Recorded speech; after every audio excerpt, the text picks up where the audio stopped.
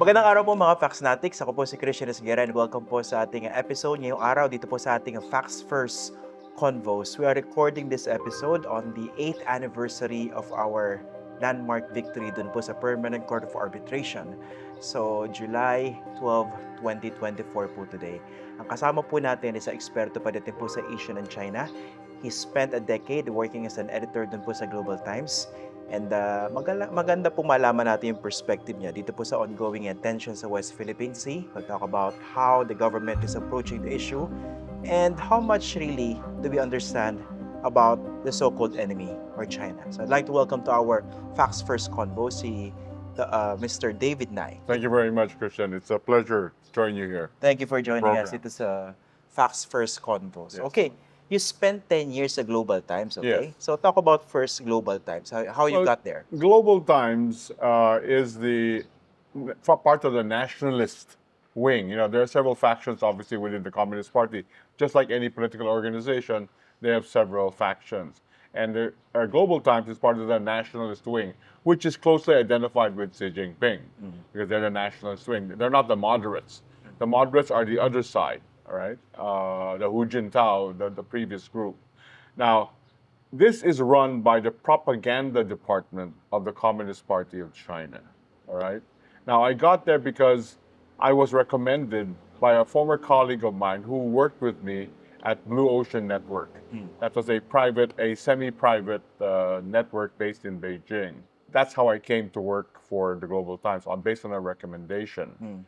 I guess because of my background in news, my background as a journalist, and all these things, and being a sub-editor and all that, working abroad, working in Singapore, Hong Kong as well.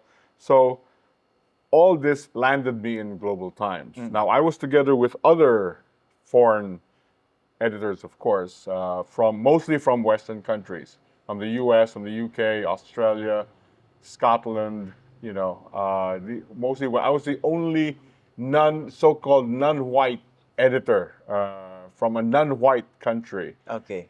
And the irony of it all was I was the one chosen to edit the front page and the op-ed page. Wow. How was it editing a Communist Party organ? Well, to be clear, they call it a newspaper, but for all intents and purposes, it's pure propaganda. I'm speaking as a journalist, and I know the difference between propaganda and news and journalism. So how was it like? Basically, for me, it was a learning experience. It was good to work there. Call me a Trojan horse, because basically that's what I was, essentially a Trojan horse. I wanted to know the insides of the Communist Party, and what better way than through the propaganda arm, at least one of the instruments of the propaganda arm. And so I used that, especially and knowing at the time when the Philippines and China were engaged in this tit for tat in the South China You Sea. spent a decade with the Global Times. So, Yes. kailan yung time frame na ito? This was 2012. So this was about the time Xi Jinping took power. Yeah.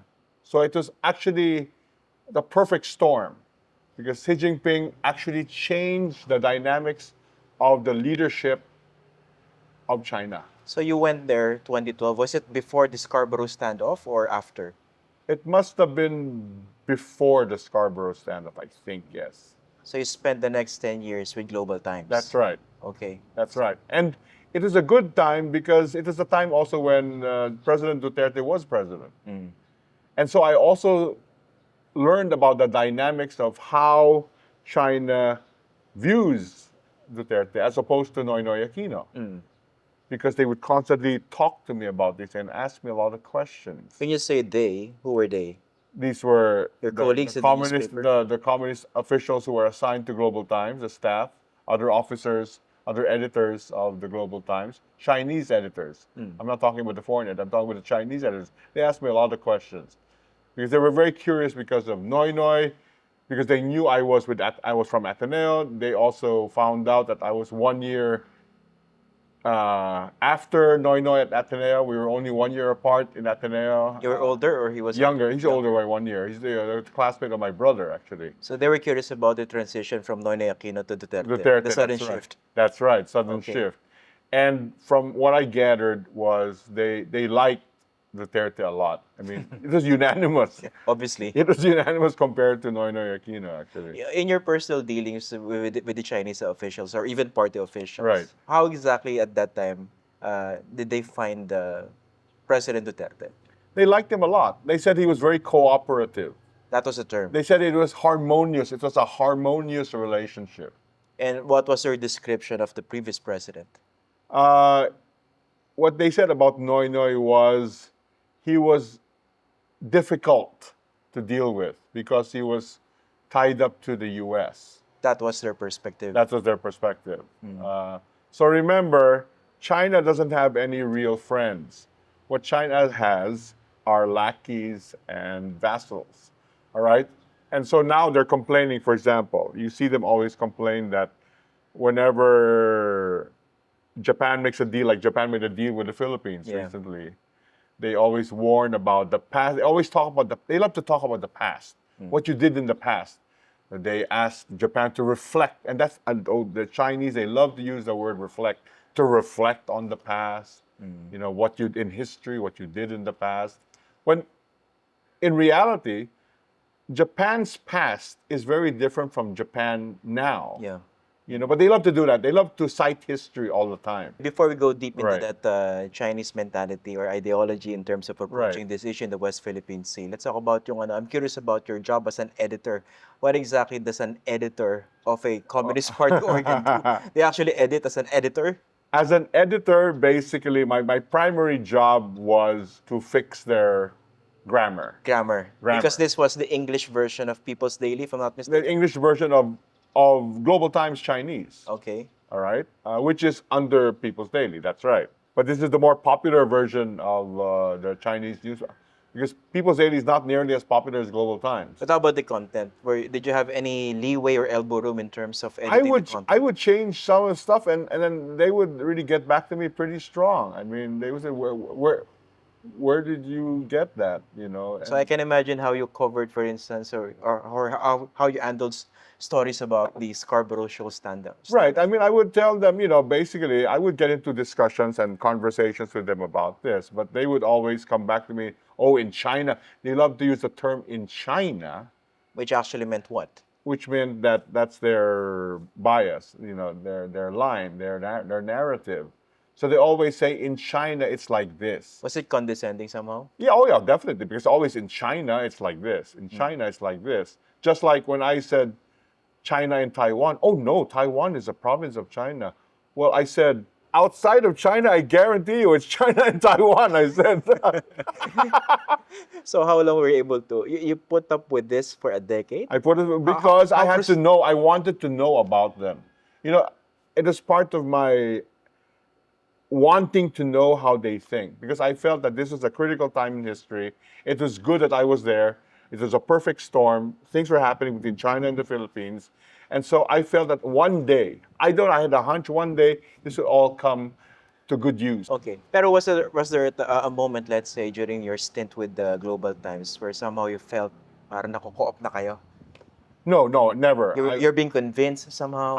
They could never convince me. I'm extremely independent minded. They can't. You know, what I do, I took mental notes all the time. It's very difficult to indoctrinate me, or you can, you know, it may take you a million years before you can do that. You know? Okay, let's go straight to the issues, Right. because sometimes when we talk about the West Philippine Sea, some people get to be tied up with certain perspectives or ideologies. Let's start with what you see most Filipinos, even officials or policymakers, are getting wrong about the Chinese thinking in terms of approaching this issue. What they're getting wrong, I think, first of all, is I think that they think that China is so powerful, so big, that it can just overwhelm us, that we are absolutely no match. We can't do anything to push them back. I think that's the predominant thinking, which is wrong. Because I don't think they understand the Chinese psyche. What is the Chinese psyche? The Chinese psyche basically is, I've always said this, I've learned, being there for 10 years, is that only two things are important to them. One is saving face. Reputation. Yes. It's more than that.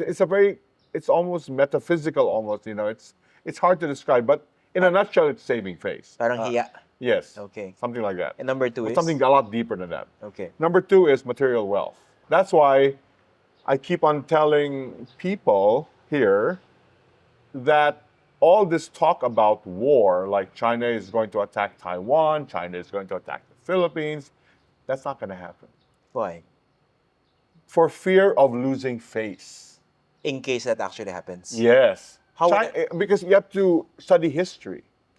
China ventured into getting involved in a war the last time was in the Korean War. Right? And they came in strong in defense of North Korea. Guess what? They lost a lot of soldiers. They lost a lot. It didn't go They didn't expect that. They didn't expect that. And ever since then, they've always been in the background. They've always been in the background. And as they've grown economically and militarily, it is now that Xi Jinping's time, they are trying to flex their muscles. But in a different way. It's all for show because they have to show the domestic audience. Everything they do now is for the domestic audience. Everything they do in the West Philippines. Yes, or anywhere else in the world, for example, is a show that, well, we are justifying our rule over you, essentially. We are legitimizing our rule over China, essentially. See what we are doing for you, we're legitimizing. They're projecting themselves before the domestic audience as a very powerful nation That's right. outside. And they do that, and they get more aggressive as the domestic woes increase. So if you look at the situation in China right now, they get more aggressive because their woes are growing right now domestically, especially in economics. Because there is some kind of unwritten law or pact in China between the Communist Party and the people. We will give you economic bliss. Just allow us to run things the way we want. But we don't have rights, you don't have this, you don't have that. We're going to monitor you, everything, But that's a quid pro quo. We will give you economic prosperity. See? And that was the unwritten deal they made with the Chinese population. The so-called social contract with the That's people. right. Okay. What's happening now is, wait a minute, the people, especially the younger ones, are saying, wait a minute, that doesn't look right now. If you know the numbers in China, the last time China issued numbers on unemployment was quite a few months back, when a record number of 21% of urban youth were unemployed. 21%. That's a lot. And they announced that we're going to stop making such announcements. Again, to save face. I told you, to save face. So you can see, and that the property market is deteriorated because that was the engine behind their miracle economic growth. So The property market. So they wanted a distraction for the domestic. Of course, they always want to distract, a smokescreen. But in the meantime, we still have to deal with China in this part of the world. So That's right. But understand, that's why we have to we should deal with it more aggressively, precisely because this is all for show. when you say aggressively, what exactly do you mean? Look what they do. They engage in mob rule. They don't like one-on-one, by the way. One-on-one, if you stand up to them, they will blink because of fear of losing face. One-on-one, they find themselves in a very uncompromising situation. What do? They back off and they come back, Ayungin show, mob rule. We have lots of vessels there. They do it mob rule. See? The typical Strength in bully. numbers, yeah. That's how they do it, you see? But one-on-one, they will back off. If you stand up to them, they will back off. I guarantee you. So specifically, what are you suggesting in terms of, let's say, dealing with China's aggression whenever we do our resupply missions? If you study the way they've been dealing with us so far, what have they been using? Water cannons? Big access, nice. Axis? Are these articles of war? No. All right? Why? They're afraid of having a military... Read between the lines. They're afraid of getting into a military conflict because they're afraid of being accused of starting a war. All right? What we should do, knowing that, we should precisely be more aggressive. Because remember, the Philippines is acting in self-defense. It is universally accepted that if there is an aggressor or intruder who trespasses, out of self-defense from the aggressor, you're allowed to use lethal force. So we can actually shoot at them. Not at them. We can shoot at their rubber boats. I And mean, make them the vessels, sink. the vessels. Out of self-defense, yes. If they're coming as an act of aggression, I think the UN would concede that that's legitimate. Because that's universally known. That's self-defense. You know? Just like, if, for example, if the PNP issues you a gun license, right? They issue you license to own, right? So you keep it in your house. If there's an intruder, you're allowed, as long as they're facing you, you're allowed to shoot, right? Yes. It's universally known, you know? You think so far what China's been doing to the Philippines in the West Philippine Sea, the water cannon attacks, the maneuvering, You know why they do that? Because they see the Philippines' response is very ambivalent. You know, they're laughing at us when we always issue diplomatic protests. Metaphorically, I'll tell you what they're doing. They look at it as a piece of paper, the protest, and they have a metaphorical shredder. They're shredding it. yeah. And so they see, that's all you're going to do? We'll continue to intimidate you and to bully you. That's what they're doing. But how far do you think China would go? They're not going to get into a military conflict, no. If you use firearms and fire at their rubber boats, they're going to run away. I guarantee you. Why? Look, a simple thing like the floating barrier. Look, a simple thing like that. We cut it. What did they do? Nothing. Because they lost face. If you stand up to them, they will back off. So the typical approach in terms of standing up to a bully Yeah. applies here. Oh, absolutely. Look what Indonesia did. But my perfect example always is what our neighbor and friend Indonesia has done against China in the history. Widodo was a perfect example. He got fed up with all the illegal Chinese fishing. He rounded up all the illegal Chinese vessels and blew them up on live national television. What did China do? They lost face. To save face, they built Indonesia's first high-speed railway from Bandung to Jakarta to show the world, see, we're magnanimous, we're a world leader, we help, That's all, that's saving face. During your stint with the National Security Council, did you actually make such recommendations to be more aggressive? Absolutely. And how did they respond to your suggestions? Dr. Carlos was livid with rage. I mean, she didn't like it at all. We got into quite a few arguments, actually. She actually accused me of being a Washington narrative. Despite your Publicly. Okay. Yeah, which I resented, you know? Because I'm just following the facts.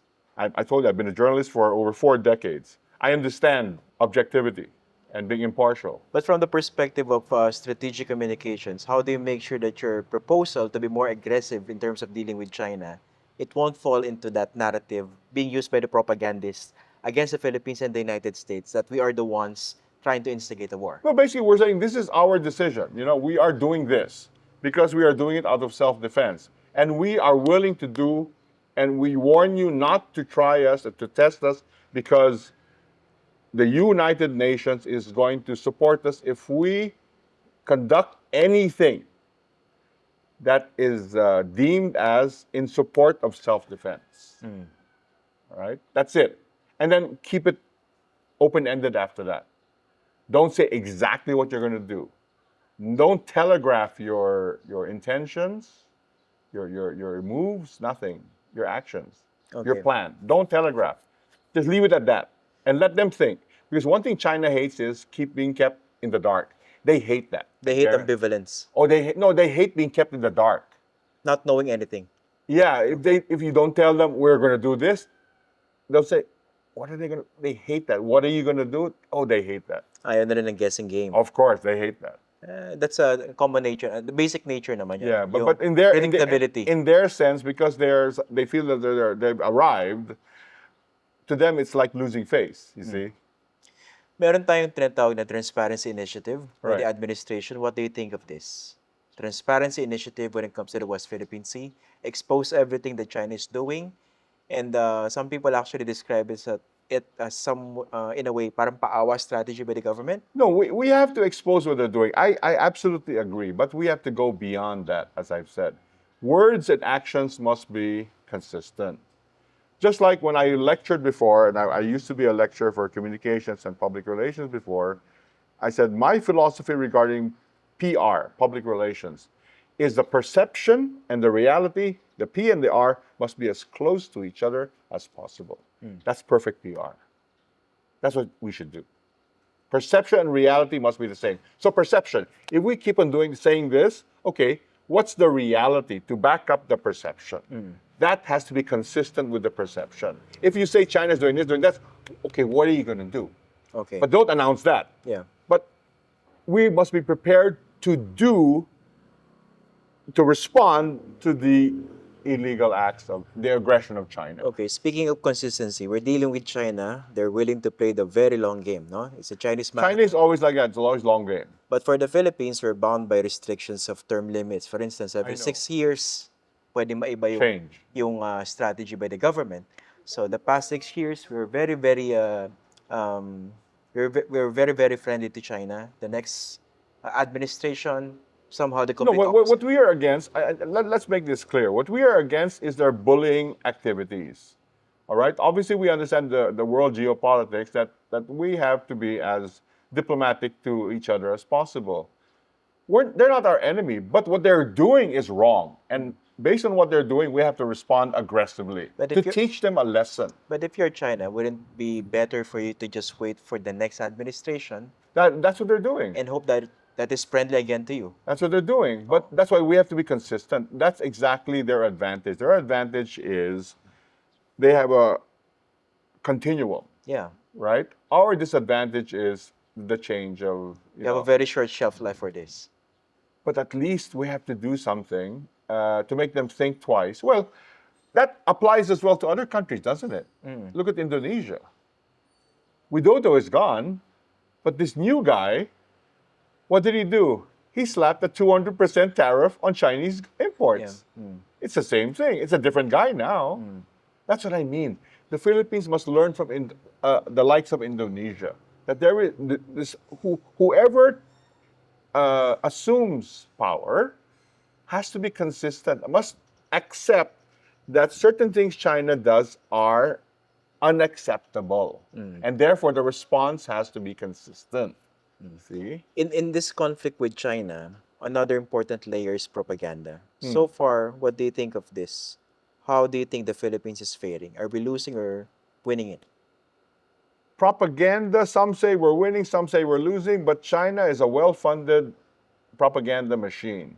Again, you see, Christian, this goes back to many things Filipinos don't understand. It all starts with UN Resolution 2758. I've always stressed that. Yeah. And that's regarding the legitimacy of who runs China in 1951. And the UN voted at that time that the People's Republic of China is a legitimate ruler of China, and not the Chiang Kai-shek forces anymore. The nationalists. The nationalists, the Kuomintang. But that's where the problem begins, because if you read that short resolution, it makes no mention, absolutely no mention, of the status of Taiwan. It just talks about who runs China, period. Is That's that it. exactly a declaration categorically of the One China policy? That is the basis for the international One China policy. Now, China's propaganda is they're conflating it. They're trying to confuse the world by coming up with their One China principle, what they call the One China principle, trying to use that as that's One China policy. No, it's not. It's just theirs. It's their propaganda, because One China principle, as far as they're concerned, means that Taiwan is a province of China. And they said many times that that's based on Resolution 2758. If only people bothered to read Resolution 2758, which is so short, there's absolutely no mention of the status of Taiwan. Let's go to the incident last June 17. So we were attacked by pickaxes and knives. That's right. Some people are describing that as a very unfortunate or embarrassing incident for the To Philippines. us, yes. Yes. How did you see it?